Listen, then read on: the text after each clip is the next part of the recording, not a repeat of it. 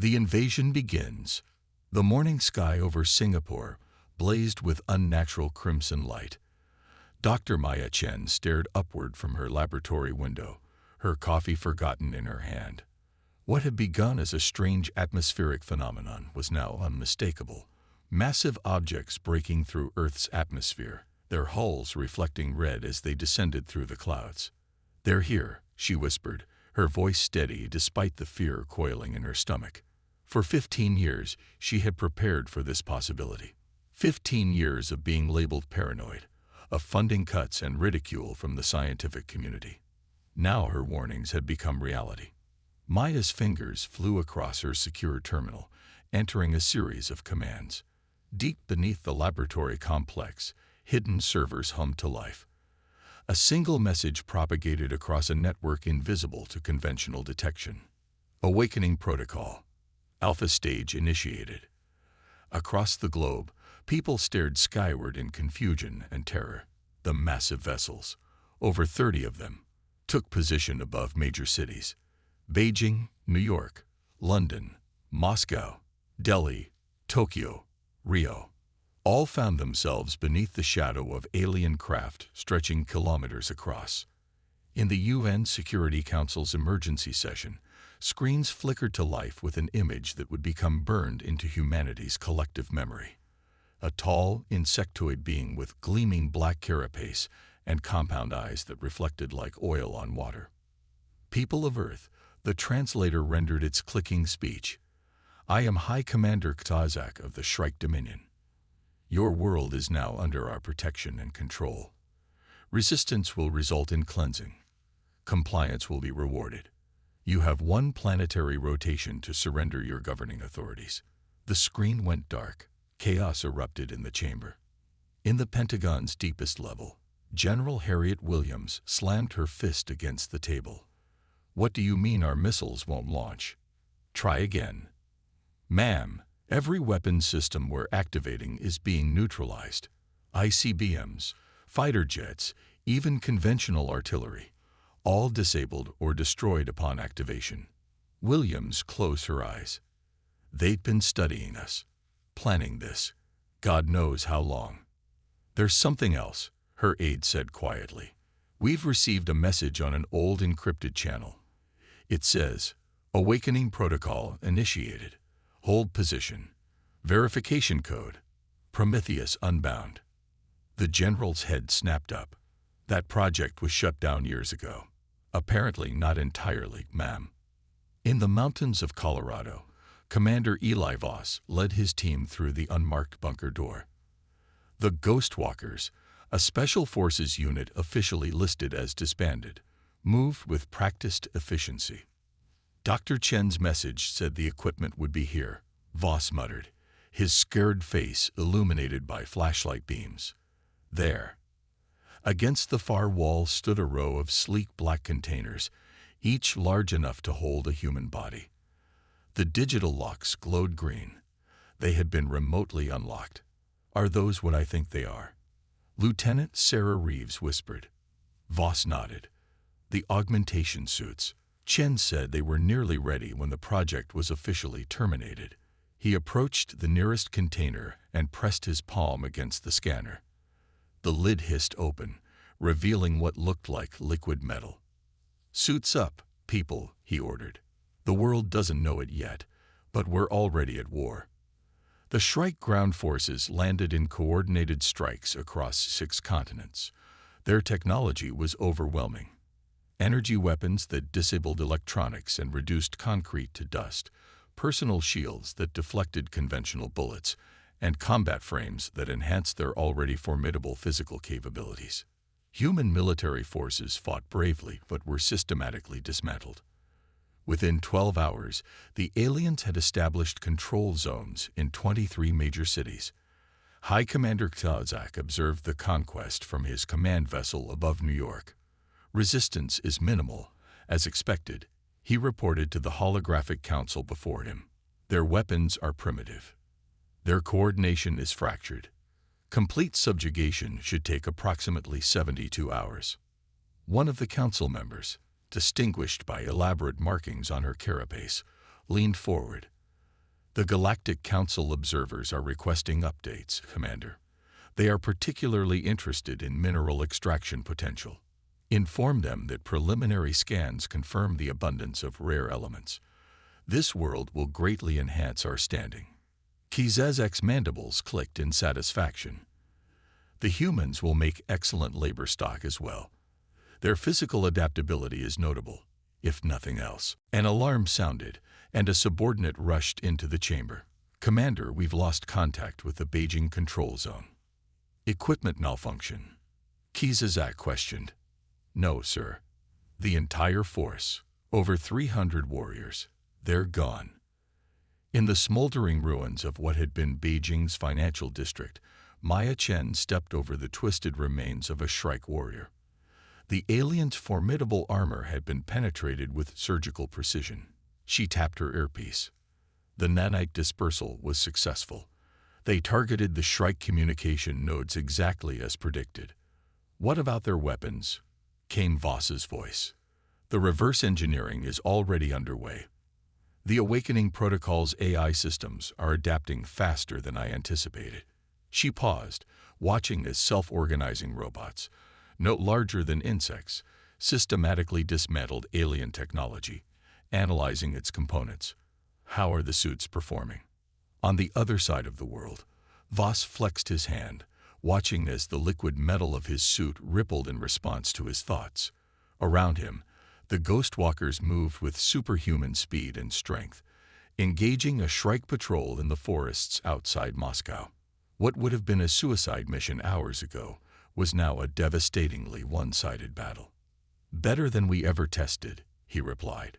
Chen, what exactly did you do to these things after the project was shut down? I improved them, she said simply. And not just the suits. Everything. The Awakening Protocol was never just one technology, one weapon, or one strategy. It was humanity's insurance policy, a distributed, self-evolving defense system designed to activate only in the event of existential threat. Hidden factories began producing advanced weaponry. Dormant satellites activated previously concealed capabilities. And most importantly, the quantum AI cores, buried in secure locations around the world, coordinated it all, learning and adapting to the Shrike tactics with each engagement. Within 36 hours, the tide began to turn. In Sydney, civilians watched in awe as seemingly ordinary people revealed themselves to be sleeper agents, distributing advanced weapons capable of penetrating Shrike shields. In Cairo, swarms of microscopic drones disabled alien dropships, causing them to crash into the desert. In Lima, the ground beneath a Shrike command post liquefied, swallowing the structure whole before solidifying again. On his command vessel, Kizezek was no longer the confident conqueror. How is this possible? He hissed, mandibles clicking rapidly in agitation. Their technology was primitive. Our advanced scouts confirmed it.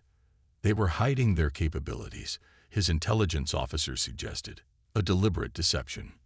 No species sacrifices thousands of its own kind for a deception. They were dying by the thousands before these weapons appeared. The ship shuddered violently, alarms blaring. We're under attack, a tactical officer reported. Multiple points of impact. Our shields are failing. Impossible. Show me. The view screen revealed nothing but empty sky above New York. There's nothing there, Kizezek shrieked. The intelligence officer's compound eyes reflected the emergency lights. That's what makes it terrifying, Commander. In Washington, D.C., the scattered remains of the government had been evacuated to a facility that didn't officially exist. President Eleanor Gray watched the feeds from around the world, her face grim. You're telling me one scientist created all this without authorization? General Williams stood ramrod straight. Dr. Chen had authorization initially, Madam President. Project Prometheus was greenlit during the previous administration after the first confirmed detection of extraterrestrial signals. When funding was cut, she continued her work independently.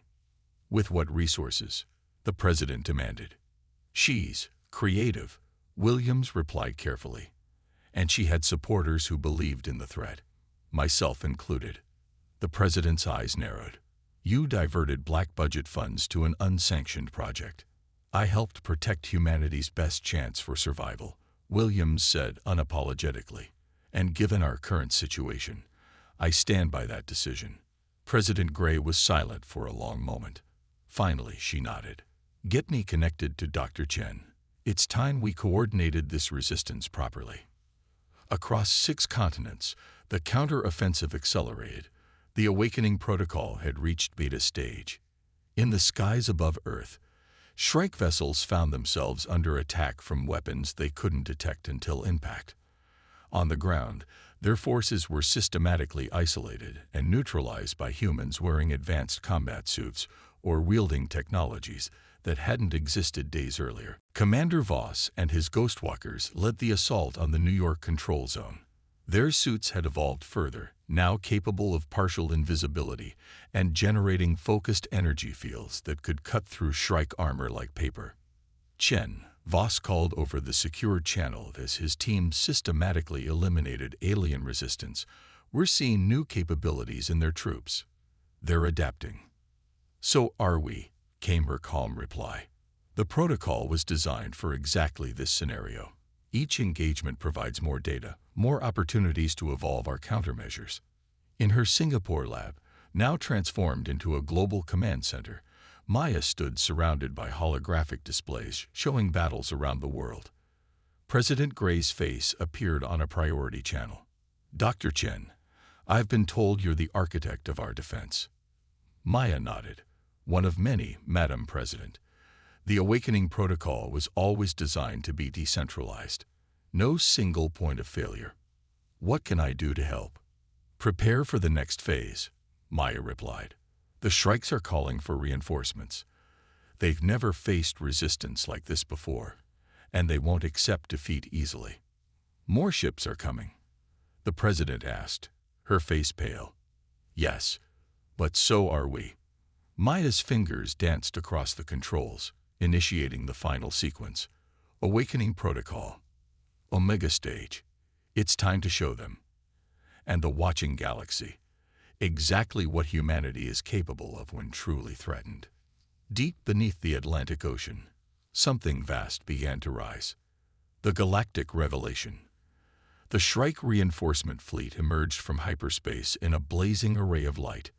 73 warships, including the fearsome Hive Dreadnought, a vessel that had broken the will of 18 civilizations before Earth. They formed a battle sphere around the planet, weapons charged and ready to reduce the surface to molten slag if necessary. Admiral Vexcor, Supreme Commander of the Dominion Fleet, observed the blue-green world with cold calculation. His predecessor's failure was inexplicable, but would soon be corrected. Begin orbital bombardment, he ordered. Target their largest population centers first. Admiral, his sensor officer interrupted. We're detecting energy signatures rising from the planet's oceans. Primitive missiles. Vexcor clicked dismissively. No, sir.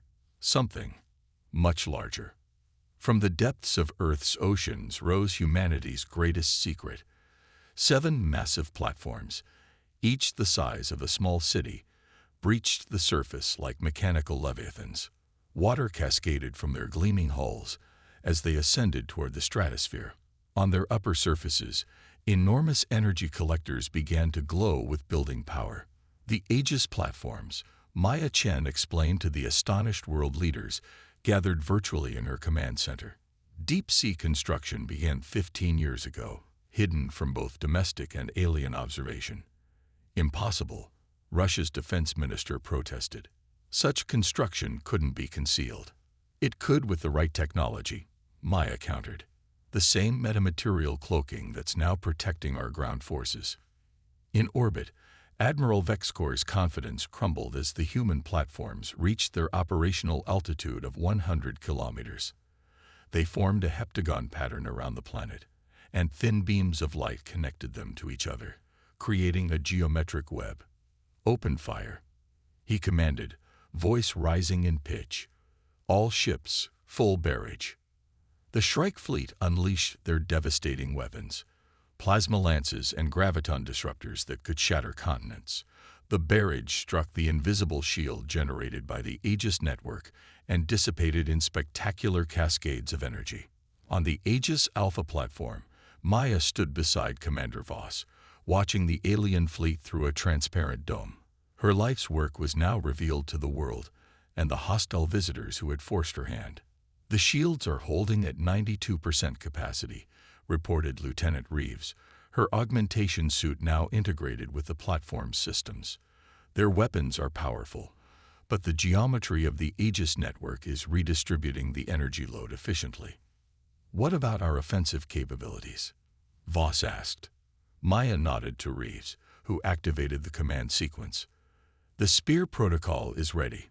Targeting solutions acquired for all 73 enemy vessels." In his flagship, Admiral Vexcor received an unexpected transmission. A human female appeared on his command screen. Small, unimpressive by Shrike standards, but with eyes that held uncomfortable intelligence. "This is Dr. Maya Chen of Earth. Your invasion has failed. Withdraw your forces immediately or face destruction." Vexcor's mandibles clacked in amusement. "You have some defensive capabilities, human. Impressive for a primitive species. But the Shrike Dominion does not retreat. Your defiance will serve as an example to others who might resist our rightful expansion." Maya's expression remained calm. "I was hoping you'd say something like that." She nodded to someone off-screen. "Spear protocol. Execute."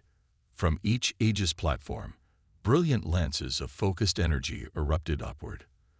Unlike the crude weapons the Shrikes had expected, these beams moved with impossible precision, weaving between the alien vessels to strike specific points on each ship simultaneously. Not the weapons systems, not the engines, the command centers. 38 Shrike vessels went dark instantly, their control systems fried by the precisely calibrated energy burst. The remaining ships, including the massive Hive dreadnought, found themselves suddenly unable to coordinate or communicate. "Second volley," Maya ordered. The next attack targeted propulsion systems, leaving the mighty Shrike fleet drifting helplessly in orbit. What should have been an overwhelming force was neutralized in less than 5 minutes without a single ship being destroyed. Admiral Vexcor stared in disbelief at his dead controls. "How?" he whispered. "How did they know exactly where to strike?" Maya's face reappeared on the emergency channel, the only system still functioning on his vessel. "We've been studying you for longer than you realize, Admiral. Your first probes weren't as stealthy as you thought."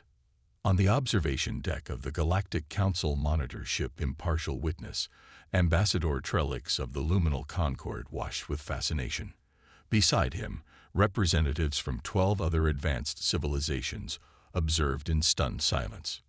"Remarkable," Trellix noted, his luminescent skin pulsing with excitement. The Shrikes expected to harvest another primitive world, and instead found themselves outmaneuvered by a species they deemed inferior. "The humans concealed their true capabilities," observed Exot, the reptilian arbitrator of the Council. "A strategy we have not witnessed before. Most species showcase their strongest technologies as deterrents. These humans did the opposite," Trellix mused. "They allowed themselves to appear vulnerable while preparing a comprehensive defense in secret. Most intriguing." The arbitrator's forked tongue flicked thoughtfully. "The question remains, what will they do with the Shrike fleet now? Their response will tell us much about their true nature." In the White House Situation Room, newly restored to operation, President Gray faced this exact question. On screen, the captured Admiral Vexcor waited for humanity's judgment. "We could dismantle their fleet for technology," suggested the Secretary of Defense, "or use it as leverage against future threats." "I have a different proposal," Maya Chen interjected from the Aegis Alpha platform. "One that will establish humanity's position in the galactic community." Hours later, a most unexpected procession approached the Impartial Witness. The massive Shrike Hive dreadnought, under human control, moved steadily toward the Council vessel. Following behind were 3 smaller Earth ships, their design unlike anything the Council had seen before elegant and distinctive. "They're requesting permission to send a delegation aboard," reported a council officer. Ambassador Trellix's skin rippled with color. "Granted, this should prove enlightening." The human delegation that entered the council observation deck was small, but striking in its diversity. President Gray led, flanked by Dr. Chen and Commander Voss, still wearing his augmentation suit. Behind them came Admiral Vexcor, his posture radiating humiliation. "Honorable representatives of the Galactic Council," President Gray began, "we come to introduce ourselves properly, as Earth would have preferred to do under more peaceful circumstances." Arbitrator Exot studied them coldly. "Your species defeated a Shrike battle fleet that has conquered 18 worlds before you. An impressive feat that raises concerns." Maya stepped forward. "The Awakening Protocol was designed as a purely defensive measure, activated only when our existence was threatened. We have no territorial ambitions beyond our own system. Yet you clearly concealed your true technological capabilities." Hexot pressed. "For what purpose, if not deception?" Commander Voss removed his helmet, revealing his scarred human face. "Where we come from, you don't show all your cards at once, especially when you don't know who's sitting across the table." Ambassador Trellix moved closer, his bioluminescent form pulsing with gentle light. "A wise precaution, given what happened. But what do you intend now? The balance of power in this sector has been disrupted." President Gray's expression remained diplomatic but firm. "We're returning the Shrike fleet to them, minus their weapons systems. Admiral Vexcor has agreed to a non-aggression pact, enforceable by the technology we've demonstrated today." The council chamber erupted in astonished murmurs. "You're releasing them?" Hexot asked incredulously. "After they attempted to conquer your world?" "With respect, Arbitrator," Maya replied, "destroying them would only invite retaliation from the wider Dominion. This solution deters future aggression while showing restraint. We believe it sends a clearer message about humanity's intentions." Trellix's skin flashed in what appeared to be approval. "Strength tempered by wisdom. Fascinating." Admiral Vexcor stepped forward, his mandibles tight against his face and the Shrike expression of shame. "The humans have capabilities we severely underestimated. The Dominion acknowledges their sovereignty and withdraws all claims to their system." The arbitrator studied the humans with new interest. "The Council will need to reassess Earth's classification immediately. This changes many calculations."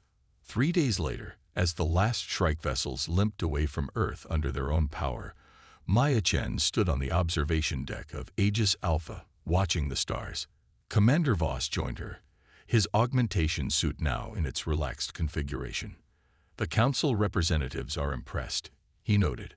"We've gone from primitive pre-spacefaring species to emergent power in their classification system." Maya smiled faintly. "That was always part of the plan. Not the invasion, of course, but the revelation of our capabilities on our terms." "You really did think of everything," Voss said, studying her. "Those weapons, the suits, the Aegis platforms, they weren't designed in just 15 years. The Awakening Protocol evolved as it needed to," she replied carefully. "The quantum AI cores accelerated development beyond what any human team could have accomplished alone." Voss's eyes narrowed. "There's more you're not saying." Maya turned to face him fully. "Humanity wasn't as alone as we thought, Eli. Let's just say, we had early warning. And guidance. From what? Not what. Who?" She gestured to the stars. "There are more factions out there than the Council knows. Some have been watching us for a very long time, seeing potential others missed." On the bridge of the impartial witness, now departing Earth orbit, Ambassador Trellix reviewed his final report. "The humans represent a new paradigm in species development," he dictated. "They concealed their advancement not out of deception but prudence. Their defensive technologies suggest a civilization far more sophisticated than their apparent development would indicate." He paused, considering his next words carefully. "I believe we may be witnessing the emergence of the prophesied custodians, the species the ancient precursors foretold would eventually restore balance to the fractured galactic order. Their unusual path of development matches the criteria with remarkable precision. The ambassador added a final notation, encrypted for the inner council only. The humans bear watching, but not with fear, rather with hope. In resisting the Shrike Dominion with both overwhelming force and surprising mercy, they have already changed the equation. The coming decades promise to be most interesting indeed. Back on Earth, in cities still bearing the scars of invasion, humanity began to rebuild.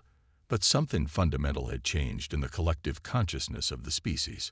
They were no longer alone in the universe, no longer confined to their small blue world. And somewhere in the vast cosmos, other civilizations whispered about the species that had defeated the undefeatable Shrike Dominion, about the mysterious awakening protocol that had revealed humanity's true potential, and about what it might mean for the future of the galaxy. In her laboratory beneath Singapore, Maya Chen activated a secure communication channel unlike any human technology. The response came not in words, but in impressions, sensations, approval. "We kept our end of the bargain," she said softly. "Humanity is ready for the next stage." The ancient guardian, watching from shadows between the stars, agreed. Earth had proven worthy of the gifts it had been quietly given. The long game, spanning millennia, was proceeding exactly as planned. The true awakening was just beginning.